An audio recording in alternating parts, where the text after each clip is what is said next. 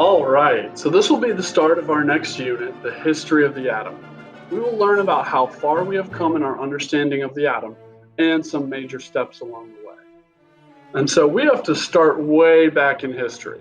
In about 400 BC, there was this guy named Democritus who came up with an idea to compete with the popular elemental theory at the time. Well, what they thought is that we are all made up of the elements: earth, wind, fire, and water. This sounds pretty ridiculous now, but it's honestly what they believed at the time. Anyway, Democritus was the first one to kind of be like, hey guys, I have a different idea. Maybe we're made of atomos. He basically just looked at a mountain, found a rock at the bottom, and was like, wait, this used to be a part of that, right? But now it's not. So he had this idea that these atomos could collide and combine, and they had tiny hooks that they connected with. And everyone hated him for it. They couldn't accept his theory, and everyone basically just called him crazy. Next, we're jumping almost 2,000 years into the future, and everyone pretty much forgot about Democritus. But the accepted theory was that we're made of stuff, but nobody really knows what it is. So this guy, Antoine Lavoisier, added to it, saying that he had noticed that mass seemed to always be equal. He came up with that the mass of the reactants must be equal to the mass of the products. I'm sure you guys have heard this one before. Okay, so we needed a guy to write down some solid rules for what matter is made of. And that guy is known as the father of the atomic theory, John Dalton. He came up with these 5 tenets, he called them. In my opinion, these are super important, so I'm actually going to read them.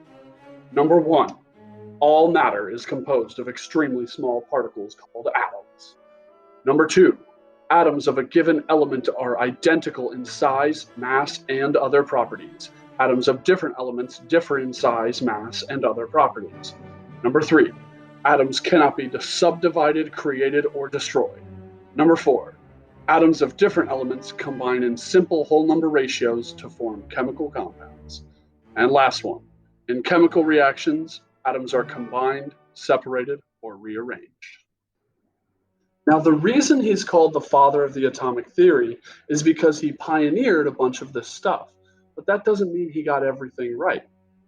So one of the things he got wrong was when he said that every atom of the same element weighs the same. But he didn't know about this idea of isotopes. How it works is that the mass that is written on the periodic table is an average of the isotopes based on how much of them there are. I'll go through an example of that in a minute. So these are the isotopes of hydrogen. Hydrogen always has 1 proton, but it can have 0 neutrons here, 1 neutron here, or even 2 neutrons here. And all 3 of these have different weights. You might be like, wait, why can't it have more than 2 neutrons? Basically, it just isn't stable, so it doesn't exist. Same thing here with helium. It has 2 protons, and it can have 1 neutron or 2 neutrons. These are both isotopes of helium because they have different weights and a different number of neutrons. Okay, this is how that isotope calculation works. You multiply the percentage by the mass of the isotope, and then add them all together. So let's run through this example. We have 3 isotopes of carbon, and we're going to do this calculation for each of them.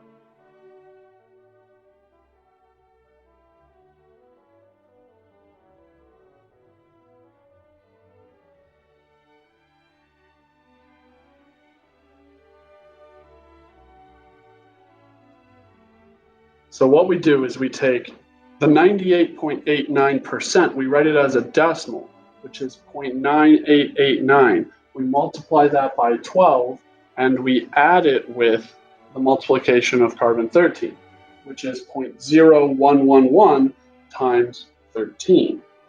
And after all that, we get 12.011. Another one of these he got wrong was that atoms cannot be subdivided. But you actually know about this already. You've heard of protons, neutrons, and electrons. These are the parts of the atom. Which brings us almost 100 years later to J Thompson. He hooked up a battery with wires and made it kind of fly through this tube by taking all the air out of it. Anyway, he had the electricity flowing in a circle that was connected. But when he held up a negatively charged plate here, something weird happened. The electricity didn't flow in a circle the same way. It went upwards. And the same thing happened when he put a positive plate on top of the thing. The beam of electricity flowed upwards.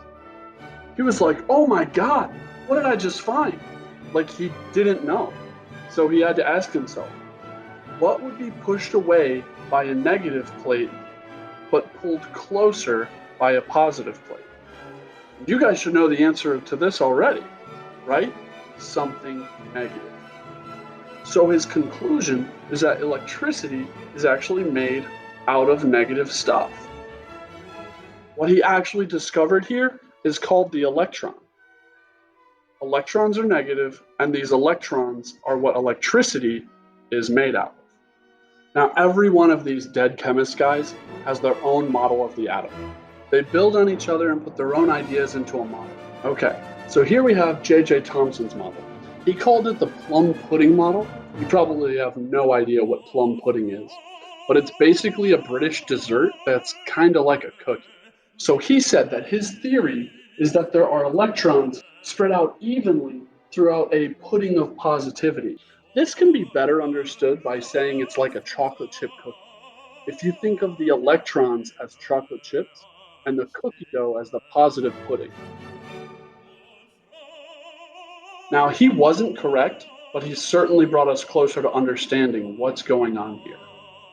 Okay, so another decade goes by, and this guy, Robert Milliken, had this experiment where he sprayed a fine mist of oil and watched it fall, and basically timed how long it took for it to fall based on gravity.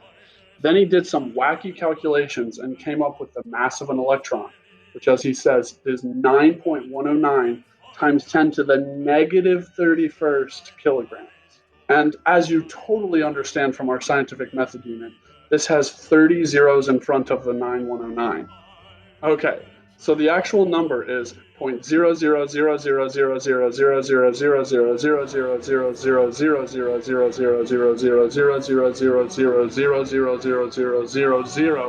0.00000000000000000000000000000000000000000000000000000000000000000000000000000000000000000000000000000000000000000000000000000000000000000000000000000000000000000000000000000000000000000000000000000000000000000000000000000000000000000000000000000000000000000000000000000000000000000000000000000000000000000000000000000000000000000000000000000000000000000000000000000000000000000000000000000000000000000000000000000000000000000000000000000000000000000000000000000000000000000000000000000000000000000000000000000000000000000000000000000000000000000000000000000000000000000000000000000000000000000000000000000000000000000000000000000000000000000000000000000000000so there must be positive particles in the atom.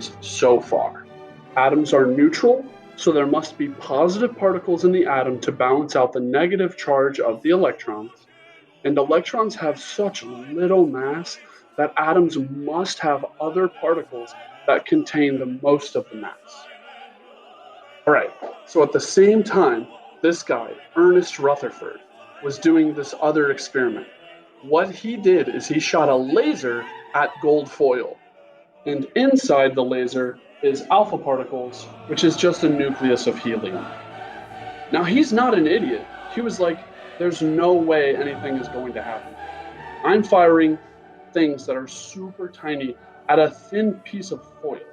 It should just pass right through. But he didn't just put a detection screen at the back end. He put it in a circle around the thing, just to see what happens, just in case.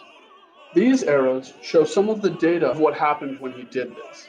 Some of them went right through, like this one, and this one, and this one.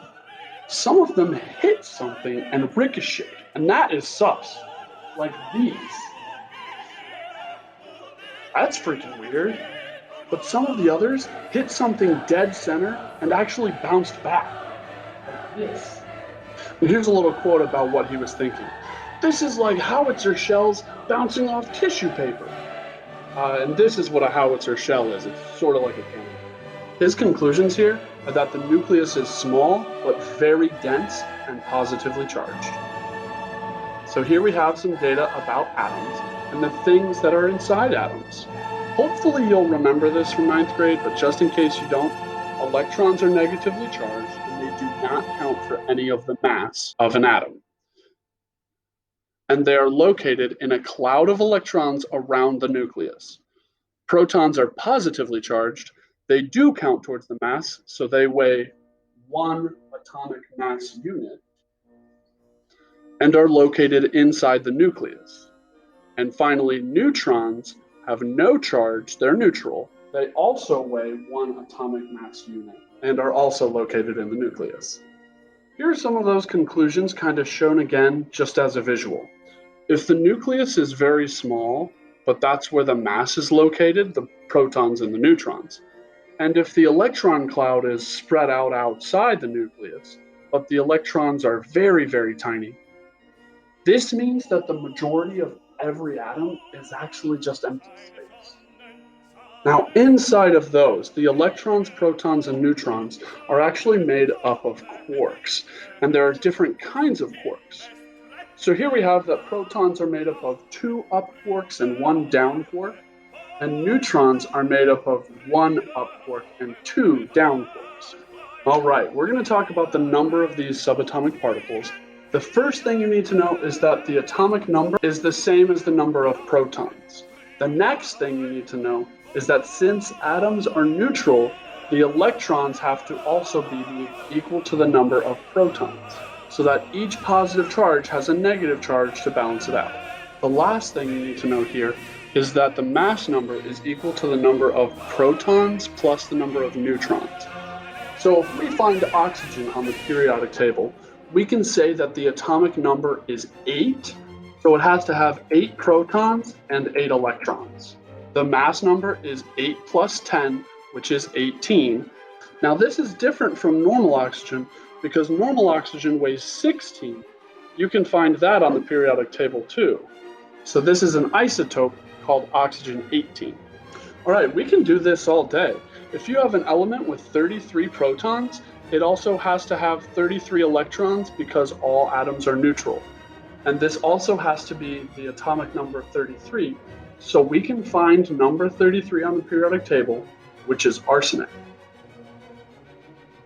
And finally, the mass number is the 33 protons plus the 42 neutrons, which is 75. Last example here, it says the isotope is 31, so that's the mass number, 31. And if it has 15 protons, you know you can fill this out. It has 15 electrons, and its atomic number is 15, which is phosphorus. The only thing we have left is the number of neutrons, and we find this by subtracting the mass number 31 minus the protons to give us 16 neutrons. Now it's here we take a break from our history of the atom, and we dive into a measurement we use in chemistry all the time called moles. Here are some examples of words that represent numbers. I'm sure you're aware that the word dozen means 12. Some others you might not already know. A gross is 44, a ream is 500, and a mole is 6.022 times 10 to the 23rd. This is a conversion. It is used to convert between atoms and moles. It's kind of like how there is 60 minutes in 1 hour. We're going to do some math with this so you can see some examples. Now here's one ugly mug, Amadeo Avogadro.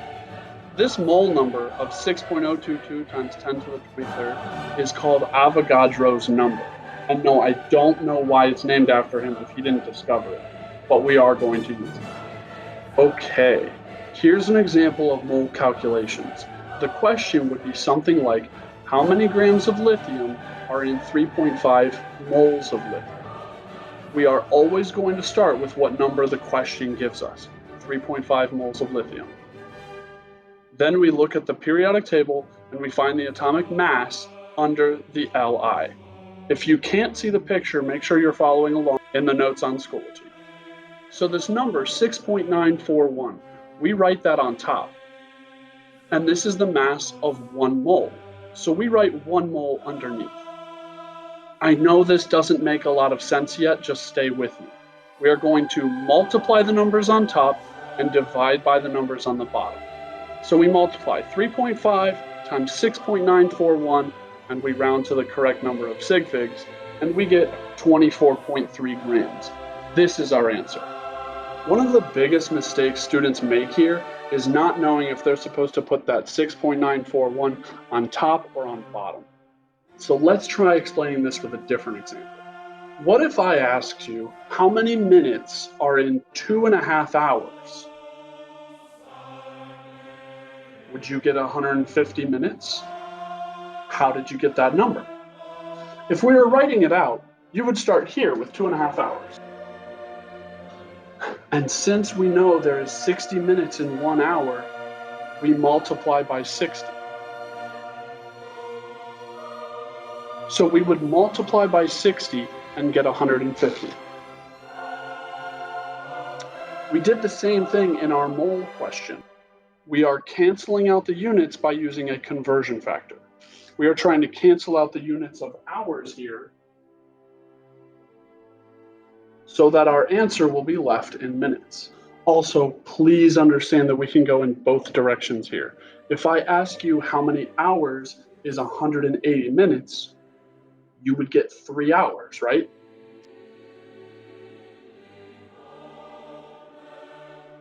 Because the calculation here would be dividing 160 minutes by 60 minutes.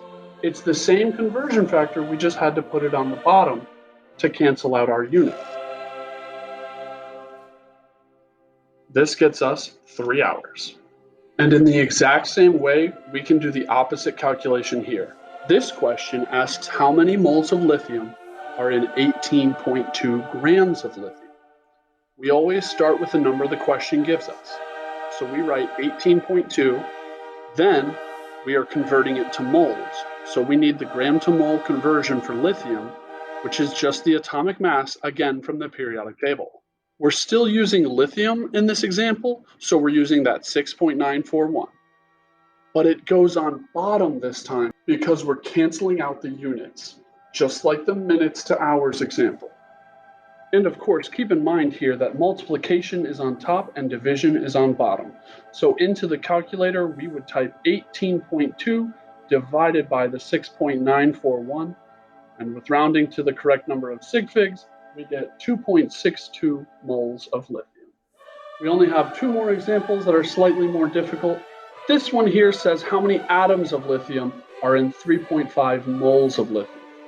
Now, when we go from moles to atoms or atoms to moles, we are not using the atomic mass because the mass doesn't give us the right unit. We are using Avogadro's number. Okay, so this one starts with 3.5 moles, and we are trying to get to atoms of lithium. Then we use Avogadro's number as our conversion, the 6.022 times 10 to the 23rd number. Make sure you know how to type this into your calculator. I can help with that if you need during our Google Meet times. Okay, the reason we are putting that on top is because we are trying to cancel out the units of moles, one on top, one on bottom. And since both our numbers are on top, we are multiplying these two to get 2.11 times 10 to the 24th atoms of lithium. Okay guys, we are almost done. Last example here. This one is basically as hard as it gets. It is a multi-step, so just make sure you're following along step by step. It asks, how many atoms of lithium are in 18.2 grams of lithium? So we always start with a number in the question, 18.2. And we're trying to get to atoms of lithium, but we don't have a conversion that goes from grams to atoms. So we have to figure out how we can get there. Well, we can go from grams to moles, and then from moles to atoms. So we use the atomic mass of lithium, and we're sure to put it on bottom.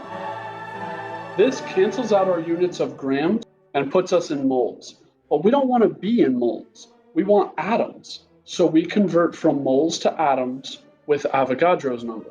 And we're putting that on top so that we can cancel out our units of moles and end up in atoms, which is where we want to be.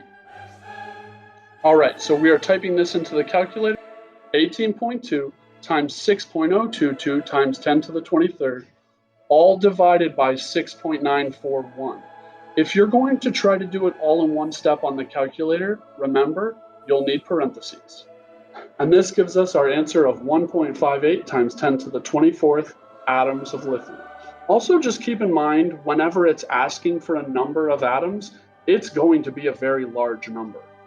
Okay guys, this is the end of Notes 3, so that means we are of course going to have a couple of assignments over this, activities 5 and 6. 5 is super easy. You can have that done by Friday, I'm sure. Activity 6 will be tough. It's all these calculations that we did. I can help you with it on Friday. See you guys soon, and thanks for watching.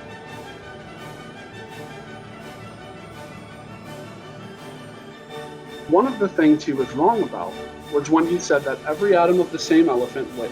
Elephant?